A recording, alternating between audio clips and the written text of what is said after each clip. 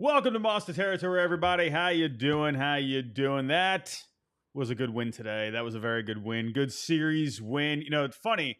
First game of the series, we're talking, was this the worst loss of the year? We used the word lifeless, I think, 18,000 times during that post game show. And today, this felt like one of the more solid wins of the year. So, pretty nice. You start off in a terrible way like that, but most of the time, it's not how you start, it's how you finish. And the Red Sox, it looked like disaster was looming after that first game, but good couple of wins there to take the series against the Rangers, winning a series after dropping a couple there on to Kansas City with some good momentum here. Just a good all-around game today. Offense, pretty tidy for the most part. Guys coming up in clutch situations, taking advantage of the speed, getting some power from Raffy with the home run. Good defense today, helping Bayo get out of some jams. Ceddy, what a great catch from Ceddy in the ninth inning there. Man, I love Ceddy Rafael, man. I love him. Bullpen, once again, another solid day. The bullpen, they'd been having their issues against Minnesota and Toronto, so good for the bullpen showing up here the last couple of days, especially picking up Tanner Houck and Brian Bayo, who have not been terrible exactly, but they definitely haven't been themselves. So Brian Bayo, he definitely battled today with command. We'll talk about him in just a little bit. But overall, just a good day. Good series win. You needed that one. Very nice day. But before I do get into the post-game show, we got a word from our sponsor, Arena Club. FT fan by now, if you're buying, selling, trading, collecting cards, Arena Club is the spot. We've been talking about them all season long, but I do want to focus on the slab pack experience, Kratz, since you've been ripping some slab packs digitally. And what happens? I mean, as a kid, you wanted to rip open the packs. How can they do this digitally? Oh, baby. This is exciting. How the graphics come out and everything. And oh, yeah, the card that you pull, you can actually get that, John, physically. So it's perfect. It's all in one place, and it's a super exciting experience. Yeah, they send that to you from the vault if you want it. But if you look at it and you're like, it's not the card for me, I want to sell back, go for it. You can do any of that on Arena Club, and you can acquire the best value for your money with those slab packs, transparent checklists, and Arena Club's Slab Safe program. Right now, you can get 20% off your first slab pack or card purchase by going to arenaclub.com/FAL and use code FAL. arenaclub.com/FAL. Use code FAL. All right, go check out Arena Club. Like I've said, if you are into the card collecting game, you definitely want to check out Arena Club. Make sure to take advantage of that code. Like I said, starting off the show today, big series win, but a much needed series win. Yesterday, that was a much needed win, especially the way you started off that series. Tristan Casas going down not too long ago. With all the bad vibes, with all the Raffy talk lately, you needed that one. And this was a good day. Good day today. But the offense, in my opinion, was the key. Took advantage of a wild Jack Leiter today. Remember, we talked about this last night in the preview for today's game. Jack Leiter got off to a great start this year. Then he got a bit of a blister issue. He missed some time, about a few weeks. Then he came back the last couple of starts, not looking all that great. Control and command has been a bit of an issue for Leiter in the past, and it definitely showed here today. He was wild in the early going. Second inning, Story had the base hit, and then Leiter had the balk. So that anytime a guy balks, that's when you feel like something's just not fully clicking in the head, right? That moved Story over to second base. Narvaez had the walk, Ceddy with the walk, then Leiter with the wild pitch. That scored Story, made it 1-0. Duran with the ground out made it 2-0. So that's what I like. Sometimes, you're going to have to get some birthday gifts, but you got to take advantage of those mistakes. And that's what I liked about the Red Sox in the early going of this game. Fifth inning, Ceddy with the double. Great day for Ceddy today overall. He had the double. Devers with the double, made it 3-0. And how about Raffy Devers stealing second today? He had a couple of steals last year. So it's not like, he's never stolen a base before. It's just so rare. You don't see it very often. But I love it. I love Raffy, getting the wheels going a little bit, Gotta love that. Sixth inning, Story with the walk, steals second. Narvaez with the base hit. That made it 4-0, and then Raffy with the home run later on. just a good all-around day from the offense. Not an 18-run outburst by any means, but taking advantage of mistakes, getting quality contact, solid base hits, using the speed, having a little power mixed in there. Just a nice mix for the offense today. Brayan Bello. Let's talk about Mr. Brayan Bello here and the bullpen as well. With Bello, nothing really crazy when it comes to the pitch mix. Nothing really any different, right? Led with the sinker, the slider. He worked in some change-ups. Not a whole lot on the four-seamers for today, but really the problem with Bello was the command. He had issues with the control today. 5 walks on the day. No earned runs, only 4 hits. He was really just battling himself out there, but he definitely needed some help along the way.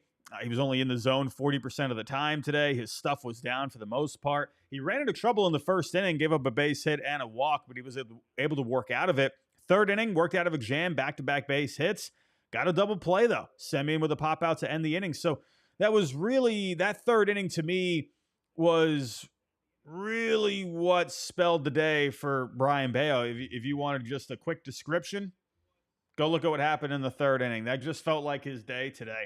It is what it is, right? He got relieved in the 5th inning. Justin Slayton coming in. Don't usually see Justin Slayton coming in too much that early, and hey, he came in and he got the job done, right? He stranded a runner there because you had a couple on.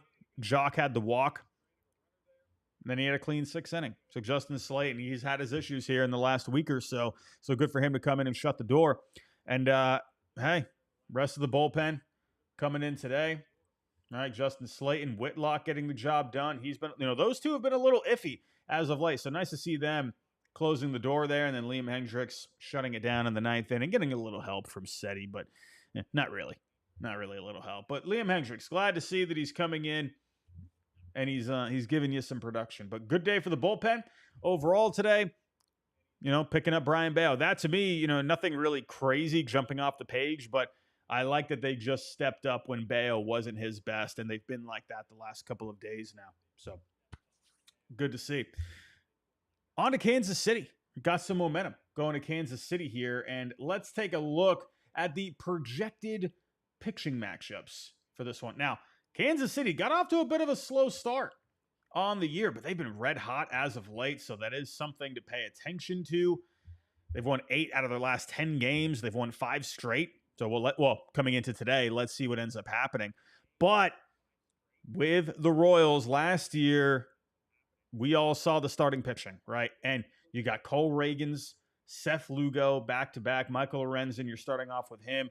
But Cole Ragans, this guy was one of the best pitchers in Major League Baseball last year. This year, he's off to a very good start. This is going to be a tough matchup. 3.79 ERA, FIP at a 2.36. But you got to love that Garrett Crochet is matching up against him. What an awesome matchup this is going to be. 2 of the top lefties in the game. I can't wait for this matchup. And so Giolito. No, Giolito. Oh, yeah. Oh, sorry. Never mind. I'm getting it mixed up. So, yeah, Giolito is slated for the 3rd game going up against Seth Lugo. Now, Seth Lugo, not quite the same as last year. If you take a look here, ERA at a 2.84, but the FIP is at a 4.37. The big difference with Lugo so far this year, the strikeouts are down compared to last year. He's walking more batters, and he's giving up more home runs. So velo is right around the same, but stuff-wise, he's not getting it done out there. He's not nailing down the command as he was last year. So either way, though, you got a tough battle here going up against those 2 guys. Giolito not looking good his last time out. Let's see if he can bounce back. I think with Giolito, his last start, that was the first game against the Rangers where I talked about it, right? This is a guy who hadn't pitched in over a year. He makes his Red Sox debut against the Blue Jays. Lots of adrenaline pumping. My goodness, being back on the mound after that much time away and then also debuting for your new team. You want to step up for your team, and yeah, combine the mental fatigue after that mixed in with a little bit of physical fatigue, right? When you're pitching like he was in that first start, whatever, he can make minor league rehab assignments. But when you're going all out like that, I actually kind of wonder what the recovery looked like after that one. So I personally don't think he was fully recovered for that next start. But this is a guy that's a workhorse, right? And he's going to go out there and he's going to battle. And he just didn't have it against the Rangers. He had the weather getting mixed in with that. I just think it was a perfect storm for Giolito his last time out to not really be at his best. So I'm expecting a better outing from Giolito here. Hunter Dobbins getting the start against Michael Lorenzen. Let's take a look at Lorenzen's numbers so far on the year. Not great. ERA at a 5.23, FIP at a 5.18. So let's see. Hunter Dobbins didn't have his best stuff his last time out. He was battling, but this is a guy, he's gonna go out there and he's gonna give you his best shot every single time. He's a competitor. So Hunter Dobbins, I'm expecting well, I don't know. You never know what's going to happen, right? But the Royals offense, they've been hot, and Dobbins coming off of a bad start. Not a bad start, but not his best that we've seen. That'll be an interesting first game. But really, the big one for me, I'm excited for Crochet and Reagans, man. I want big pitching matchups to be hyped up again. I remember back in the day, the big matchups getting hyped up, right? I always go back to those early 2000s, right? You think of Pedro versus Clemens in 03, Schilling versus Clemens, Diamondbacks, Yankees in 01. Always love those, man. Always love those. So excited for that matchup. But Kansas City, with the way they've been playing lately, this is not going to be an easy series. So offense has been red hot. They've been one of the best offenses in Major League Baseball over the last 7 days. So Kansas City, tough matchup on the road as well. So moving on here, let's get to the talk that we've all been interested in the last couple of days. And that is Raffy at first base, or whoever at first base. Well, we had some comments here from Craig Breslow. He went on WEEI today, talking with the dudes over there. And he went on to say that they actually, I got to give them some respect, man. They actually were asking some pretty tough questions here. So they asked him about Cora's thinking when it comes to Raffy possibly moving to first. So Breslow responded, "We've had that conversation internally and just batted around ideas as we're trying to surface every possible solution. I think what Alex is pointing out, rightfully, is we want to make sure we're not creating one problem by solving another.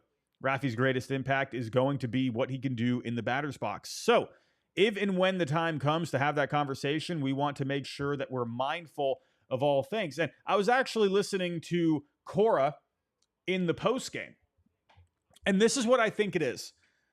I actually think more so, yes, I think the third base situation with Alex Bregman and whatnot going into spring training, yeah, I think that's part of it. But I actually think he's thinking of the performance aspect as well. You got to remember with Raffy, one thing that he's made an adjustment with this year so far is the chase rate. This is a guy that used to chase outside of the zone so much over the last several years. You go back to last year, he had a 30.4 chase rate that was in the 35th percentile. This year, that's down to 21.6. That's a huge difference. That ranks in the 84th percentile. So my thinking is what I think they're trying to say without actually saying it out loud is Raffy has a new routine, obviously, and he's made adjustments when it comes to improving himself at the plate. So I don't think they want to throw too much at him at once. I think they want him to really solidify what he's been working on, and they want it to stick before throwing out something different to him. That's kind of what I'm thinking is the majority of the issue right now. Right? Sure. Yes, you can also factor in the whole Bregman thing, sure. But I think this is most of it. That's kind of the sense that I'm getting after listening to Breslow and listening to Cora in the postgame today. I think they simply just want the new routine and whatever he's been doing differently to get better results when it comes to chasing out of the zone. I think they want that to stick, and they don't want to throw first base at him. And, all of a sudden he's got to learn something different. And then things, maybe they feel like that is going to improve or not improve, but increase the risk of maybe him falling back into bad routines at the plate. That's kind of what I'm thinking with that. Now, this was the one question from Chris Curtis asking Breslow, why is the team afraid of Devers? I thought that was so like, oh, because it's such a, like, how do I say this? It's actually a really good question, in my opinion, because if you ask, are you afraid of Devers? Well, that's a closed question, right? It's a close, and you're not going to get really a whole lot with an answer. Are you afraid of Devers? No, not really. But he asks, why are you afraid of Devers? So it's like you have to answer that, but then you also kind of have to give your rationale. So I actually think that was a pretty good question. Remember, it does sound ridiculous, but I think it's pretty strategic in trying to get a good answer out of Breslow. He says here, I don't think anybody is afraid of Rafael Devers. Obviously, we had a difficult conversation with him in spring training, moving him off of third base and into the DH spot because we felt like that was best for the team. We'll continue to operate with what is best for the team front of mind. He went on to ask, don't you think, Craig, that this would be good? Also, this would be best for the team because it creates more roster flexibility to where, you can put someone else in the DH spot, or you can, work other guys in. You can call up guys from the minor leagues. And then he goes on to say here, or Craig goes on to say, it could be if Raffy is able to make that transition pretty seamlessly. If it doesn't impact what happens on the offensive side, then sure. But those are all factors that we need to consider when making the decision, right? So I thought those were interesting questions. And I'm telling you, like, I think Cora, again, was being defensive because of the player and the person when it came to the, when he was asked over the last few days, do you think Raffy could be at first? No. He just flat out said no, because I think he's just trying to protect him to keep the media from pushing on to him. We all know the obvious answer. Most people, I think, will agree that Raffy to first is the best option because it puts him back out into the field. That's where he wanted to be in the first place. Yes, it's not third base, but it's a happy medium. Opens up DH, creates more flexibility. You can call up Roman Anthony. You can do a rotation in the outfield, get another bat into your lineup with Casas going down. It makes all the sense in the world. Sure, I floated out the idea of Trevor Story as well if Raffy didn't want to do it. But to me, Raffy, first base, it's the most obvious answer, and I think it needs to happen, but not right now, and I've said that too. And I think that makes sense.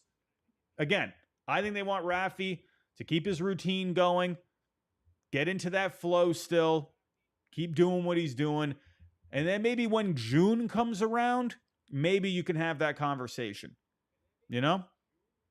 Maybe post All-Star break. That's when you can have that conversation. Who knows? Maybe in a few weeks. Give maybe Raffy, he's hitting great. He goes to Cora and says, hey, listen, I'm feeling really good at the plate right now. I feel like I'm in a spot where I'm going to be consistent with what I've been doing. How about we try first? Or maybe they approach him. Hey, Raffy, we feel like you've really hit your stride with the adjustments that you've been trying to make. Would you like to try some ground balls at first base? I think eventually that's going to happen. And I see you in the chat. Phoenix, they're just waiting for Raffy to come to them and say he's ready. I think it could be either way.